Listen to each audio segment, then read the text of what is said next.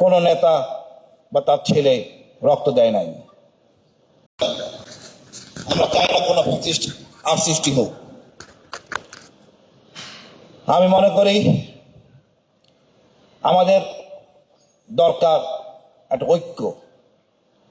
দুর্ভাগ্য, আমরা এক জাতির দেশ, কোনো বিভেদ থাকার কোনো অবকাশ নাই।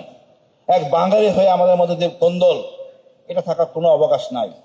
স্বাধীনতার পক্ষে শক্তি, বিপক্ষে শক্তি, এই ভুয়া আওয়াজ বাদ দিতে হবে। আমরা সবাই স্বাধীনতার পক্ষে শক্তি। এটা কারো বাপের সম্পত্তি না। এই ঘোষণা দেওয়ার কথা ছিল শেখ মুজিবুর রহমানের, উনি যান নাই, দিয়েছে শহীদ জিয়া। আমরা ভারতের বলে কোনো আতঙ্কিত হব না। আমাদের দেশে বড় সমস্যা হলো একমাত্র সুশীল।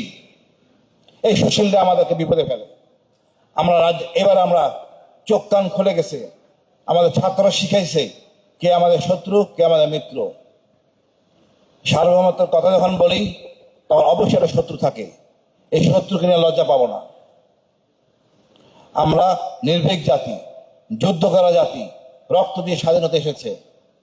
রক্ত আমরা সর্বশেষ দিলাম জুলাইয়ে, আর রক্ত দিতে চাই না।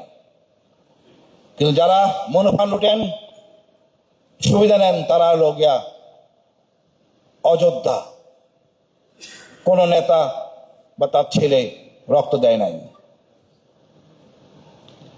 আমরা শুনছিলাম একজন রিকশালার বউয়ের কথা, এটাই ছিল বাস্তবতা।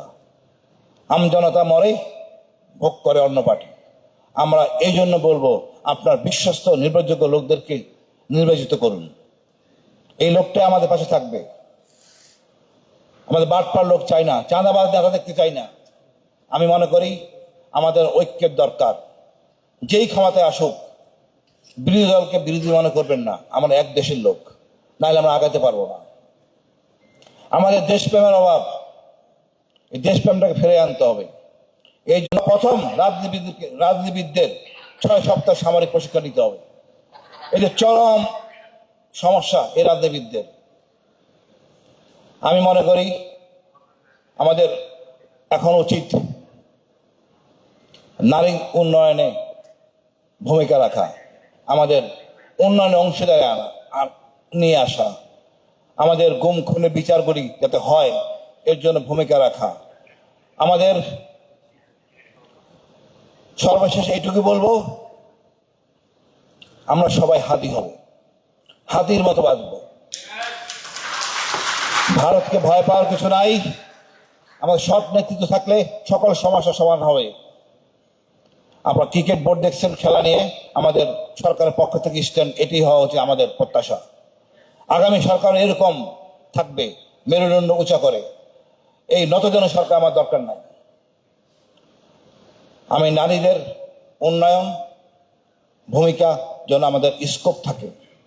আমাদের নারীরা হবে সিঁদুরে অপারেশন করা সেই পাকিস্তানের নারী আয়েশা পাইলট অফিসার, সেরকম আমরা সবাই মিলে ঐক্য নিয়ে একসাথে বসবাস করব এবং আমরা সুন্দরভাবে আমাদের আগামী প্রজন্মকে এই বাংলাদেশ উপহার দিয়ে যাব। সবশেষে মা খালেদা জিয়া মারা গেছেন, তার বেস্ত নসিব করে মহান আল্লাহ। ৭১-এর শহীদদের, জুলাই শহীদদের, 15ই আগস্ট শহীদদের আমরা সম্মান করবো। মহান আল্লাহর কাছে বলবো যাতে বেস্ত নসিব করুক। আমরা শেষ বলবো এটাই, বাংলাদেশ দীর্ঘজীবী হোক, মাথা উঁচু করে দাঁড়াবে, পরাজিত শক্তি হিসেবে থাকবো না।